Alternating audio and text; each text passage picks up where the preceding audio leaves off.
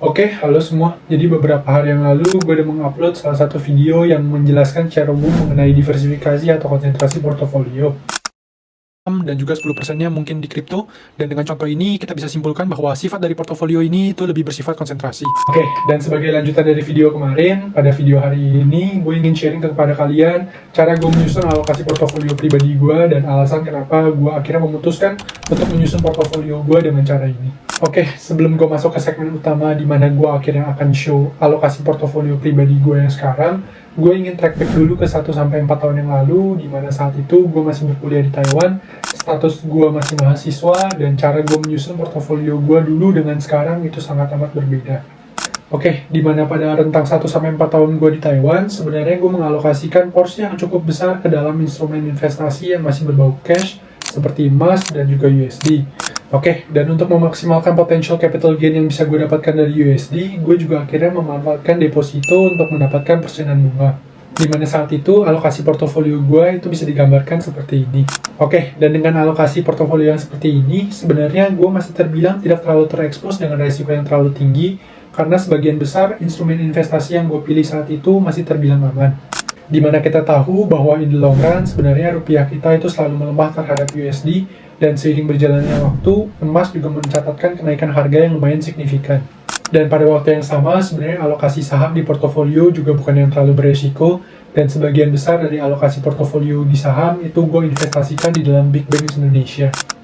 Oke, dan karena sifat dari instrumen investasinya masih terbilang aman, sebenarnya saat itu gue merasakan bahwa pertumbuhan portofolio gue kurang maksimal, karena seperti yang kalian tahu juga bahwa pertumbuhan emas dan USD itu kurang begitu signifikan. Oke, dan walaupun saat itu saham bisa memberikan profit rate dalam 20-30%, tetapi karena gua hanya mengalokasikan sebagian kecil dari portofolio, jadi kenaikan dari portofolio secara overall juga kurang maksimal.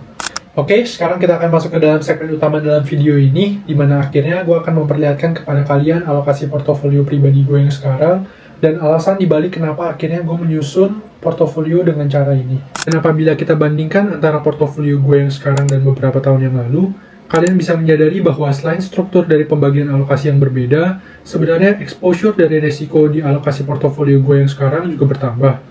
Dimana per hari ini, sebenarnya gue sudah mengalokasikan 90% dari portofolio gue ke dalam saham Indo yang hanya berisikan 2 emiten, lalu juga 5% yang lainnya untuk hold emas, dan 5% lainnya itu untuk cash. Oke, dan sekarang gue akan jelaskan alasan kenapa akhirnya gue merubah portofolio gue secara drastis dengan beberapa tahun yang lalu.